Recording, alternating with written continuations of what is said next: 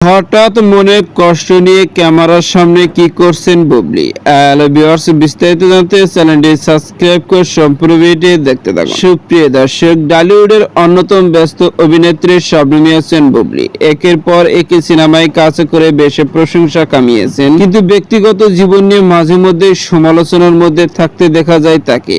এরই মধ্যে বেশ কিছুদিন ধরে শবনম হোসেন বুবলিকে সোশ্যাল মিডিয়া অ্যাক্টিভ থাকতে দেখা যায় না, কেননা বেশ কিছুদিন ধরে তিনি নিজেকে অনেকটা আড়ালে রেখেছে সোশ্যাল মিডিয়া থেকে। কিন্তু এরই মধ্যে হুট করে সামাজিক যোগাযোগের মাধ্যমে শবনম হোসেন বুবলির একটি ফটো ঘুরপাক খাচ্ছে, যে ফটোতে শবনম হোসেন বুবলিকে দেখা যাচ্ছে মনে কষ্ট নিয়ে ক্যামেরার সামনে হাজির হয়েছেন তিনি।